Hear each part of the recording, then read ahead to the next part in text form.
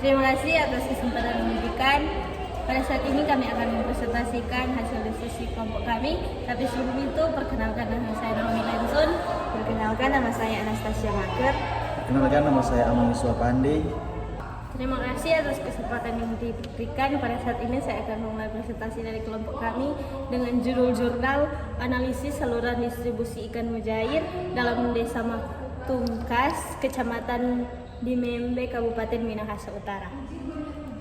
Dari hasil penelitian tersebut, proses pendistribusian ikan mujair yang dilakukan para petani dan distributor ikan mujair di Desa Matungkas menggunakan dua saluran distribusi.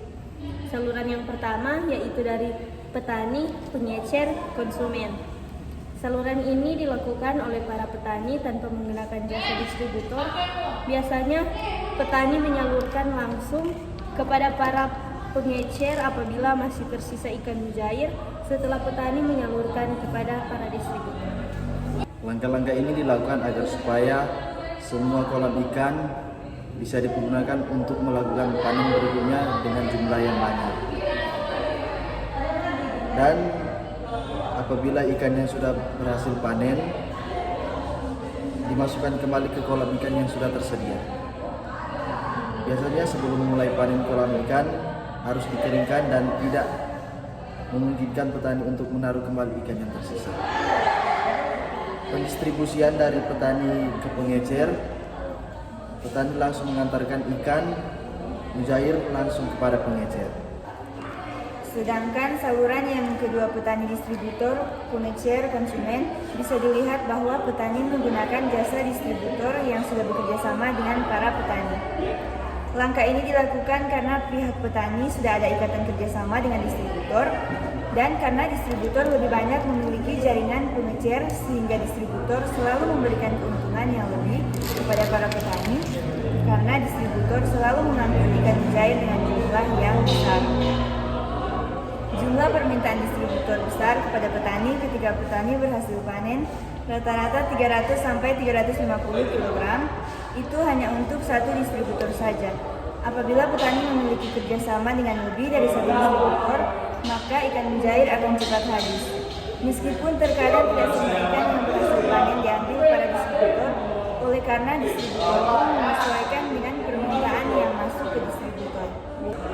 Jadi kesimpulan dari penjelasan gambar saluran di atas yang dipakai para petani ikan mujair adalah saluran yang pertama dilakukan lebih situasional atau tergantung dari sisa ikan mujair yang tidak diambil oleh distributor.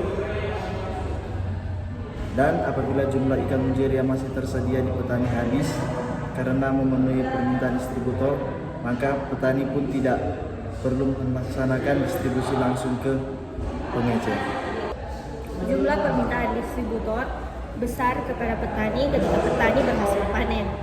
Hanya untuk satu distributor saja. Apabila petani memiliki kerjasama dengan distributor yang lebih dari satu, maka ikan mujair akan cepat habis.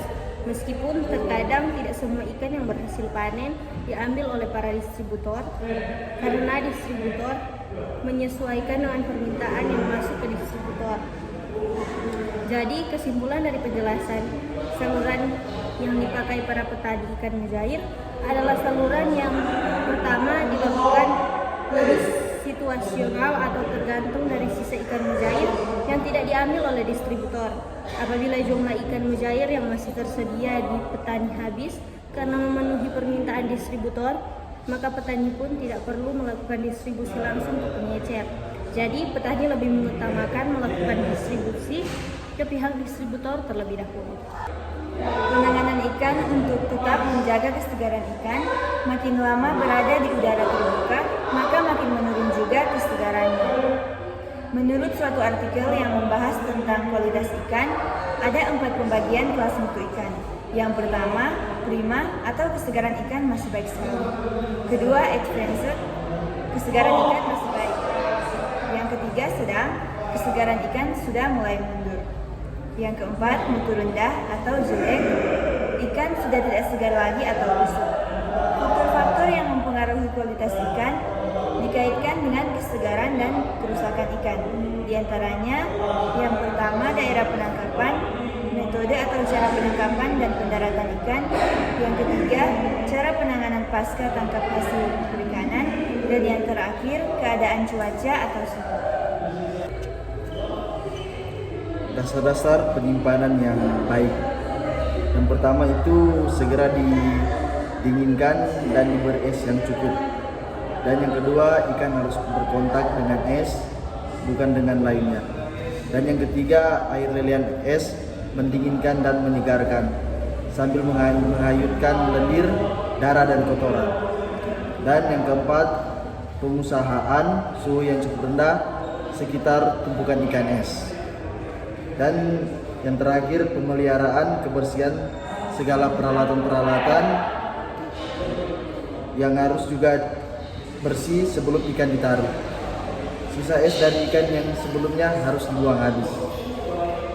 Dari hasil penelitian dan pembahasan yang juga dengan berlandaskan akan teori-teori serta penelitian sebelumnya, maka sesuai judul dengan judul penelitian ini, analisis saluran distribusi ikan mujair di Desa Matungkas, Kecamatan Gimembe, Minahasa Utara, maka dapat diambil kesimpulan sebagai berikut. Yang pertama, proses pendistribusian ikan mujair dari petani menggunakan jasa distributor yang sudah bekerja sama dengan petani.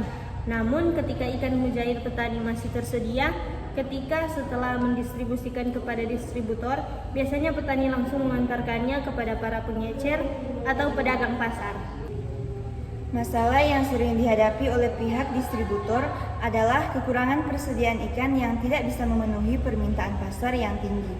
Kekurangan stok ini didorong oleh masa panen ikan mujair yang sangat lama dan sifat ikan yang tidak bisa tahan lama untuk disimpan. Apabila ikan lama disimpan meskipun di dalam box yang sudah berisikan es balok, tidak mampu mempertahankan kualitasnya. Demikian presentasi dari kelompok kami. Sekian dan terima kasih.